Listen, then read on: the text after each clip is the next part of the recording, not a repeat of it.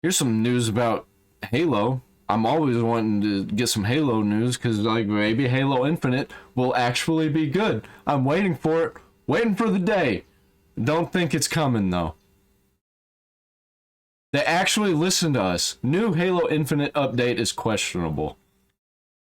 From Mint Blitz is usually my go-to source for Halo news recently.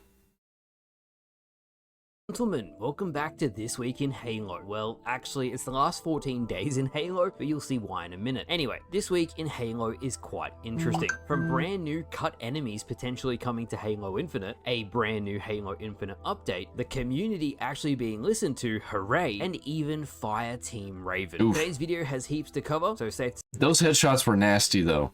That's also why I don't like Halo Infinite, because it's just kind of like too easy. It's way too easy.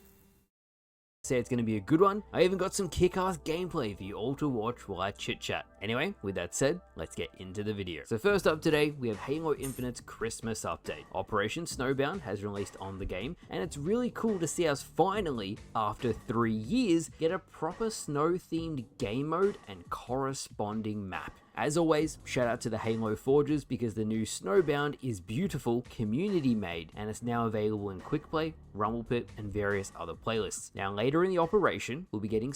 Of course, community made was gonna do better things than the actual developers.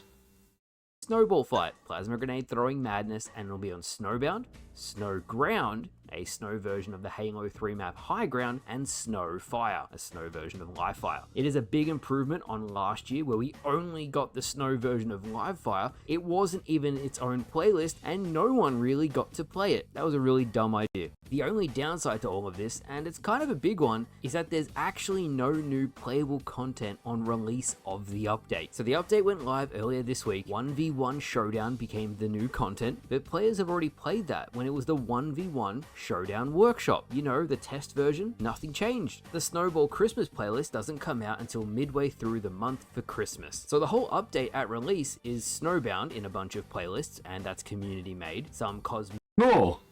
Bunch of throwing grenades at each other a lot. That sounds fun for a couple hours. That's something that they're going to try and keep going for a whole season, though, because I don't see people just sticking to that, pun unintended. Medics, a new battle pass, and that is it. If you're looking for positives, the 1v1 Showdown playlist is a lot of fun, and you can actually search it with a friend now, so you can play against one another. That's really good. If only you could have proximity voice chat in-game, and it wasn't anti-social. Still, the fact you can play with friends, really good choice. I did not expect them to do that. The free armor set is also very, very good. The double knife. You didn't expect them to let you play with your friends? What? Excuse me? You should always be able to play with your friends in multiplayer games? That's ridiculous. That's a ridiculous statement to even have to say. Chest piece is great, and the free helmet attachment is also very good. Kind of reminds me of Halo 4. On the other hand, I know a lot of you guys will be like, AAA Studio, that's it? That's all they can manage for Christmas? The perspective I'd like to offer, and maybe you guys have noticed this too, it's kind of like we've gone back to the seasonal model of Halo Infinite. So each new season, spring, autumn, winter, and summer, the first month in that new season, we'll get a big content drop. New weapon, potentially new map and equipment, and then in those other 2 months, we'll get smaller content offerings like they used to do with the seasons. But if this is all they're offering and then they're offering less in the next few months, then what are they offering? Skins? Is it skins? They really did back themselves into a corner by cutting the seasonal model. I said that was a mistake when they did it, so they're doing what they can. Just food for thought. Next up, and I really got to talk about this, it's a really stupid decision. It does have a happy outcome, so I guess all is good in the world now, but my god, it should not fall to me to make a video and then tweet out about it multiple times just to get this reverted. So when the new Snowbound operation rolled out onto the game and released, Halo Studios removed both Delta Arena and third-person third-person firefight from the game. The two new things they added for the 20th anniversary of Halo 2 were now no longer accessible via their playlists. Now, I even said before the update, what are you guys doing? Do not remove this stuff. They even made a silly decision that now the playlists were gone, they broke up Delta Arena into two separate playlists. So the Legacy Slayer version, the classic Slayer option, was put into Quick Play, but then Capture the... My God, how long has it been? How long has it been? They're just now getting around to having Slayer in its own playlist.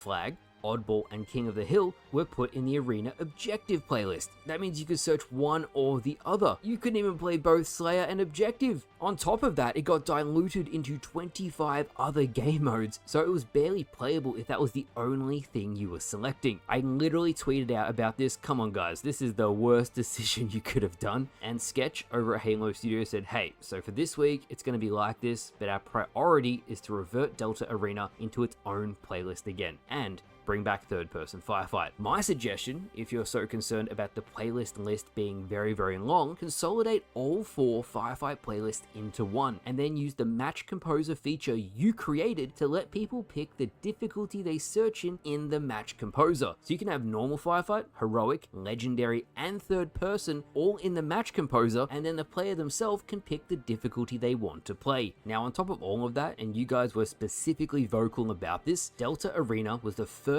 true classic Halo experience people had gotten in years. I think the last time I played Halo Infinite was when they introduced this new weird dumbed down version of Firefight that isn't really Firefight. I enjoyed it. It's not Firefight. Firefight's way cooler, but I didn't enjoy it enough for it to keep me in it.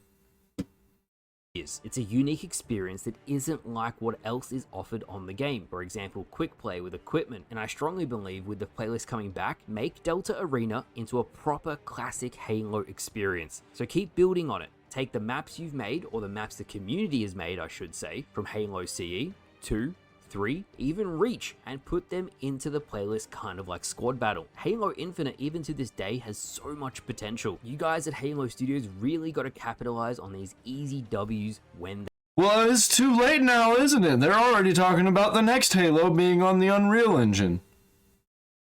Is it the way you think they're going to keep Halo Infinite going?